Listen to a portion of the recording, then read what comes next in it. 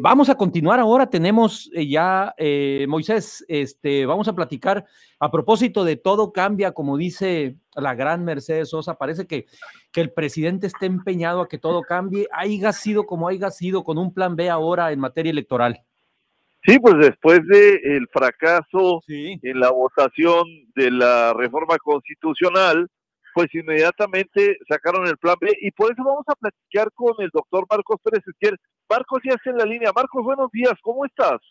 Muy buenos días, Moisés. ¿Qué tal, Jesús? ¿Cómo están? ¿Qué hubo, Marcos? Qué gusto saludarte. ¿Cómo te va? Muy bien, Jesús. ¿Cómo estás?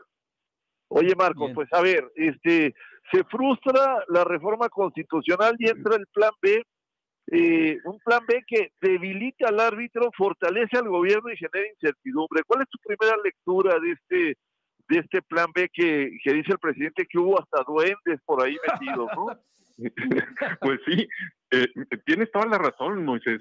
Yo creo que se trata de un plan B, pero debería ser plan B con B chica, ¿no? Porque es un plan de venganza, es un plan de desquite, es un plan para, pues, vengarse primero del INE, porque, bueno, un gran segmento de la población, así que mostrado en la marcha del 13 de noviembre, salió a las calles a defender al INE para que no se le tocara, no se le debilitara, no se le modificara su estructura y demás.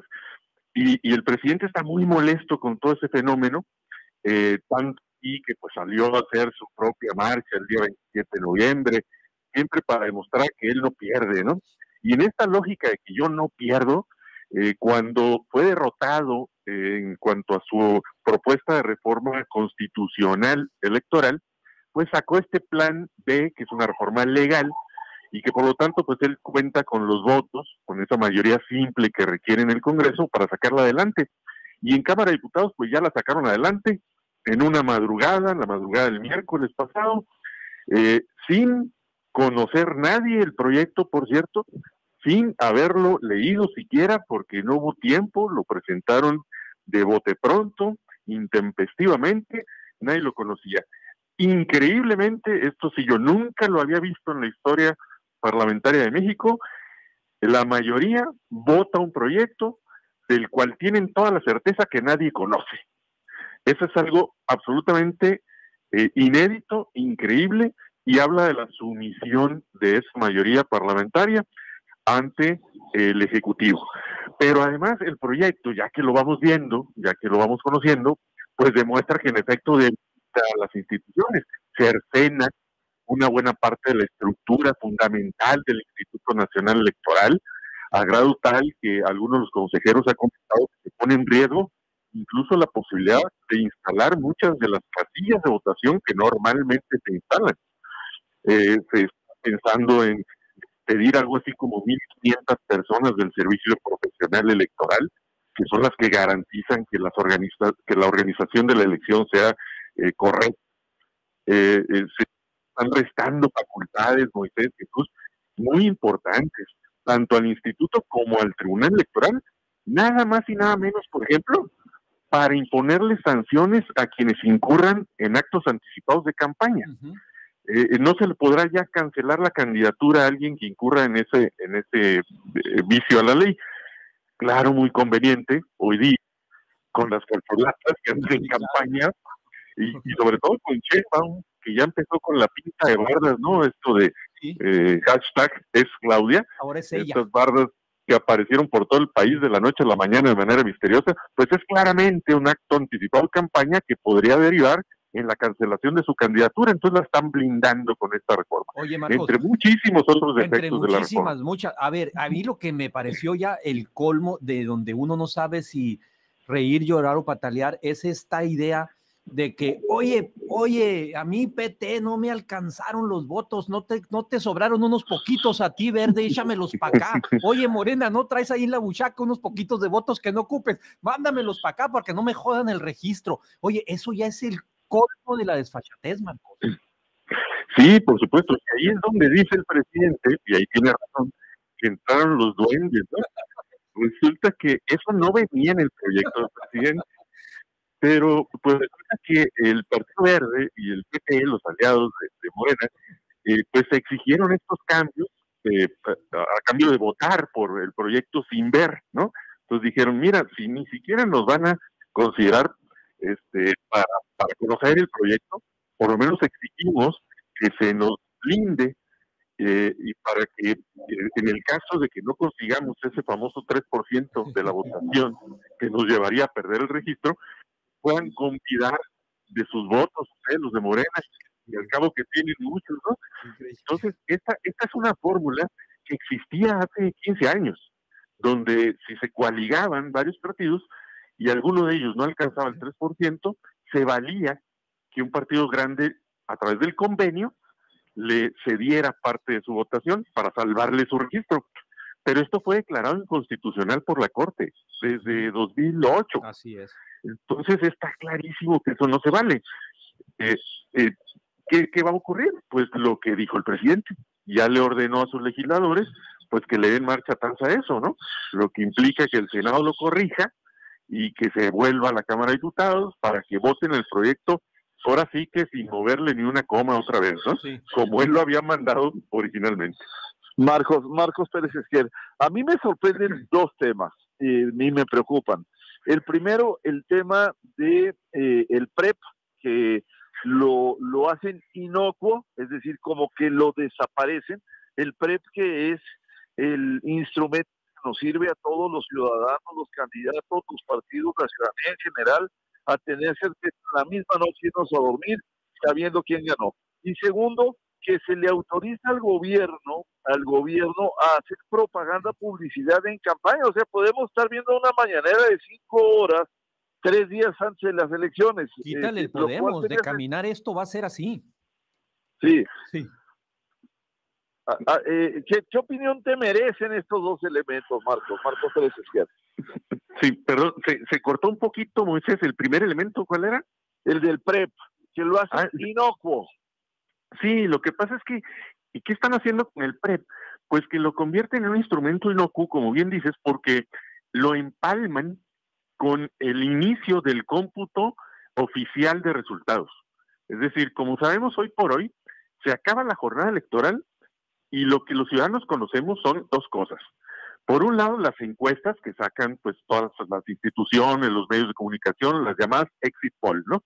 Que no son resultados que viertan la autoridad, sino, digamos, los medios de comunicación, las universidades, etc.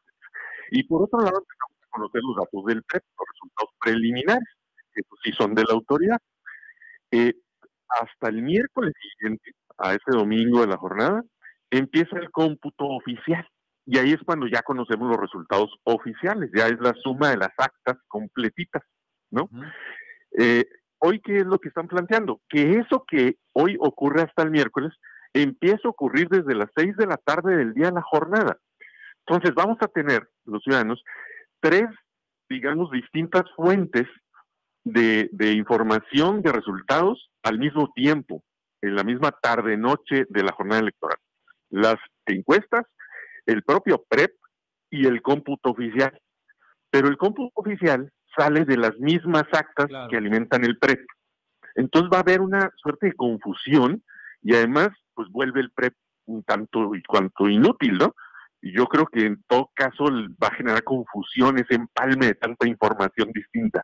De por sí ya hay un poco de confusión en la gente entre cuáles son resultados de encuestas y cuáles son las del PREP. Ahora súmale que va a haber un cómputo oficial al mismo tiempo, ¿no?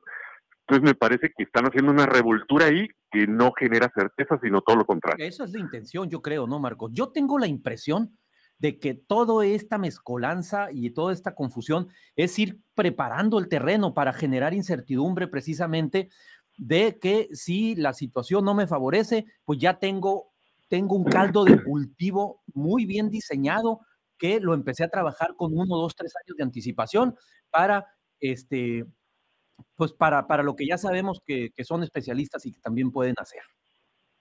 Sí, por supuesto, todo esto de debilitar a las instituciones, pues ayuda a generar esta incertidumbre, ¿no? La autoridad no va a ser capaz, pues, de controlar perfectamente el proceso como lo ha venido haciendo.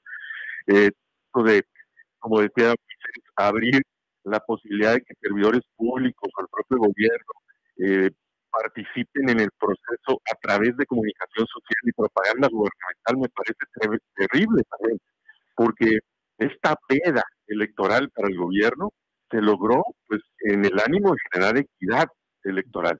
Y era queja de ellos mismos cuando eran oposición, eso no hay que perderlo de vista, ¿eh?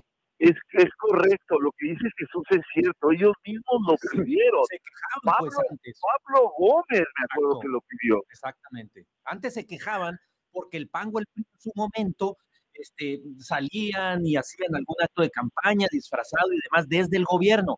Entonces, la estuvieron haciendo de todos durante muchos años y ahora, pues, ahora sí que aplica aquella de que no es la misma ser borracho que cantinero, ¿no? O que se haga la voluntad de la justicia, pero con los bueyes de mi compadre, mi querido Jesús. Correcto. Efectivamente, el antecedente está en aquella ocasión en la que el presidente Fox dijo que él recomendaba o le parecía que era mejor no cambiar de caballo a mitad de la carrera, ¿no? Esa expresión ameritó que López Obrador, como el líder de la oposición de izquierda en ese momento, exigiera estas reglas, donde los servidores públicos no pudiesen hablar durante el proceso sobre la campaña. Entonces, pues se concedió, se estableció a través de varias reformas electorales que esto fuera así, que los servidores públicos no pudieran intervenir y además que el gobierno no pudiera utilizar su propaganda gubernamental durante todo el proceso electoral. Bueno, pues ahora marcha atrás, porque ahora a mí me toca gobernar y ahora yo lo quiero hacer, ¿no? Pero con todas las de la ley. Entonces me parece muy legítimo y me parece una hipocresía. ¿Qué derrotero le ven ustedes a el plan B en el Senado y bueno, y en el regreso de nuevo a San Lázaro?